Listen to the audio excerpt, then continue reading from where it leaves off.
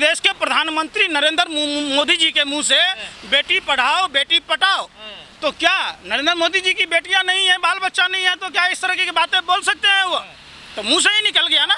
तो मान लीजिए अगर अधीर रंजन चौधरी के द्वारा अगर ऐसा बयान अगर निकल गया, जब उन्होंने माफ़ी मांग ली, एक तो बंगाली लैंग्वेज और साउथ इंडिया के लोग अगर हिंदी बोलते हैं तो थोड़ा अपभ्रंश निकल जाता है।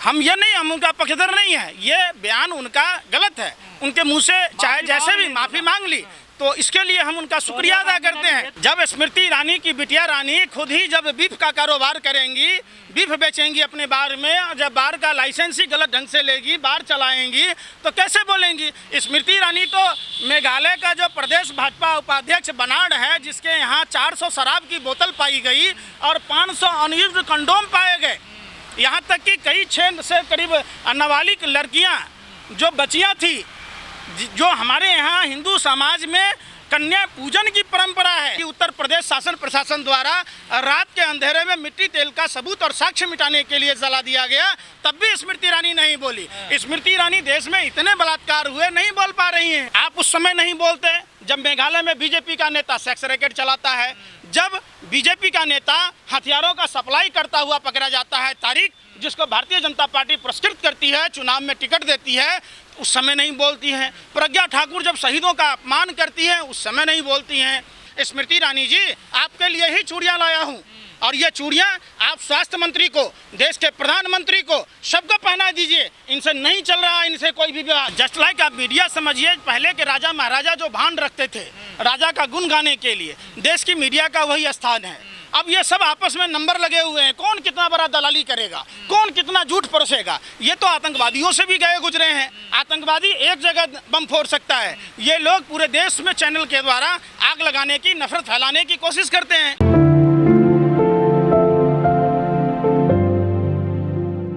600 लीटर बोटाद जिला में जो मिथाइल अल्कोहल लेकर गया अहमदाबाद से, और उसमें पानी मिलाकर बेचा गया, तो क्या गुजरात के जो वहाँ के खुफिया विभाग है, क्या उसको जानकारी भनक नहीं लगी? क्या वहाँ के आबकारी विभाग जो एक्साइज वाले हैं उनको पता नहीं लगा?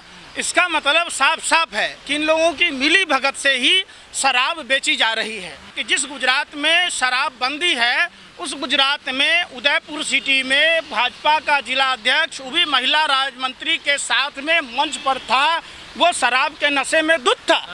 तो अगर जिला अध्यक्ष पर कार्रवाई होती, सरकार जो शराब के रैकेट को अगर जांच करती, तो वो सब क्लियर हो जाता।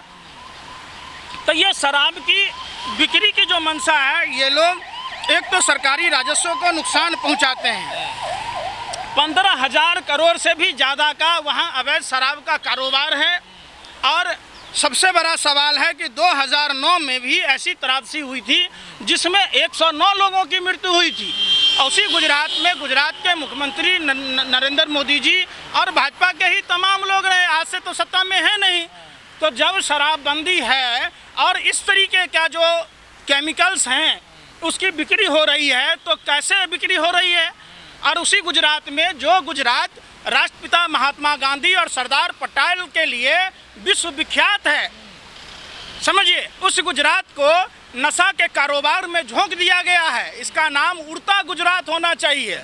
अब समझिए कि जितने भी रैकेट ड्रग्स के हैं, सब के सब गुजरात में पकड़े जाते हैं। कोई नई बात नहीं है। सबसे आसान काम है इनका, इन लोगों का शोर मचाना।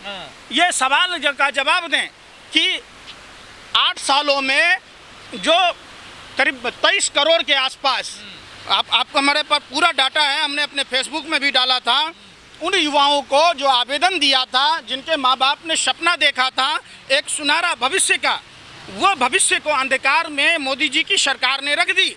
खुद केंद्रीय मंत्री जितेंद्र सिंह ने स्वीकार किया है इस बात को, और उन्होंने साल दर साल का डाटा भी दिया है। जो बीजेपी का नारा हुआ करता था, डाटे को मानती है बीजेपी? अरे डाटा तो है ही नहीं, डाटा है कहाँ?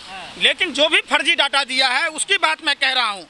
22,05,99,238 युवाओं ने फॉर्म भरे, अपना पेट काटकर, अपना शौक अरमान को तिलांजलि देकर माँ बाप ने बच्चों को पढ़ाते लिखाते कि हमारा बच्चा रोजगार पाएगा, हमारा परिवार का भरण पोषण करेगा, वहीं 8 सालों में 7,22,311 लोगों को रोजगार मिला। और ये रोजगार पर बहस नहीं करते, रोजगार पर कोई चर्चा नहीं करते, रोजगार की बात नहीं कहते। और इनका तो नारा था, बहुत हुआ बेरोजगारों पर मार, अब की बार भाजपा सरकार, और 2 करोड़ युवाओं को रोजगार देने की बात थी। ये भी बात देश ने देखा कि 15 लाख रुपए की तरह जुमला निकला। ये भी जुमला निकला कि हर सांसद 5 गांव आदर्श बनाएगा।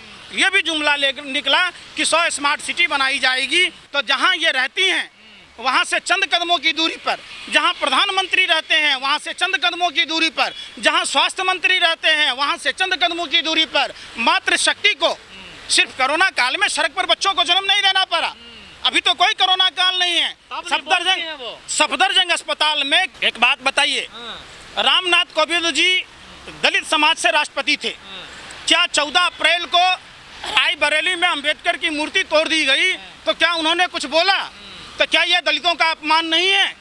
क्या उत्तर प्रदेश में जहां भाजपा की डबल इंजन की सरकार है, केंद्र और राज्य में जहां दलित बच्चे को लोहे के चैन से मारा गया, पीटा गया और उनके पैर चटवाए गए, तो क्या यह दलितों का अपमान नहीं है? अरुण वाल्मीकि की पुलिस कस्टडी में मौत हुई, क्या यह दलितों का अपमान नहीं है? गुजरात में घोड़ा नहीं चढ़ने दिया गया, क्या यह दलितों का अपमान नहीं है?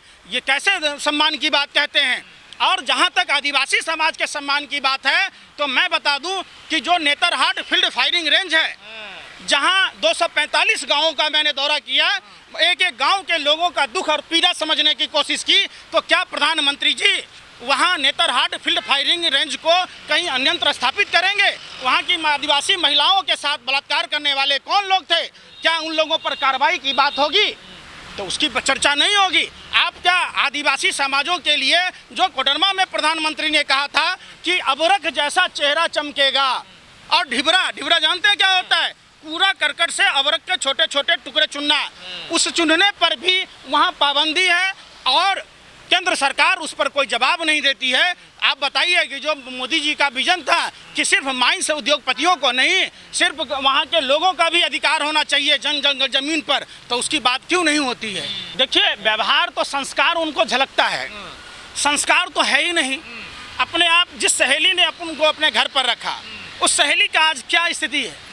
कभी उन्होंने पूछा? अगर संस्कार होता, चलो उस पति से शादी कर लिए, कोई बात नहीं, लेकिन कम से कम उसका भरण पोषण का जिम्मा तो स्मृति ईरानी जी को लेना चाहिए। स्मृति ईरानी जी, मृत व्यक्ति के नाम पर आपकी बेटी बार चला रही, अगर वो गलत था तो उस बार को ढकने की जरूरत क्या थी?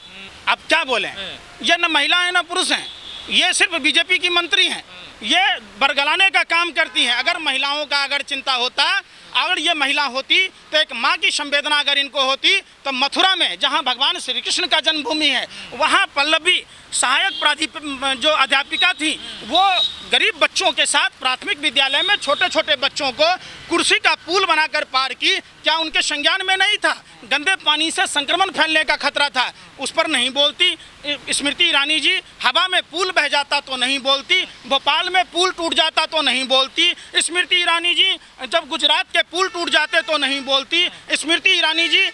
कहाँ रहती हैं? किस बिल में छुपी रहती हैं? बहुत बोल नहीं थी वो। देखिए, वो सब नौटंकी करने की मास्टर हैं। ये फिल्म अभिनेत्री रही हैं, इनको अभिनय करने अच्छा आता है, वो अभिनय कर रही थी। अरे महिला होके सबसे पहले जो प्रधानमंत्री जी और भाजपा की सरकार ने घरों पर डाका डाला है, आटा पर जीएसटी लगाया, दूध पर लगाया, दही पर लगाया, स्याही पर लगाया, कॉपी पर लगाया, किताब पर लगाया, उस पर क्यों नहीं बोलती? क्या उनको अपने बच्चों के पढ़ाई लिखाई की चिंता नहीं है? क्या उनको अपने घर परिवार चलाने की चिंता नहीं है? गैस सिलेंडर जो 400 रुपये का था वो 1053 रुपये का हो गया, और ऐसे चूड़ियाँ लेके स्मृति ईरानी जी हो जाती थी, हाथ में ऐसे चूड़ियाँ ले लेती थी, ऐसे हो जाती थी, तो आज क्यों नहीं ऐसे हो जाती हैं? वही तो ना है, वही सिलेंडर लेके अब क्यों नहीं आती हैं? तब तो महंगाई थी, अब महंगाई नहीं है क्या? अब की महंगाई इनके वो हो गई ना, दोस्त हो गई। तो ये ऐसे ही अनर्गल बयान देते।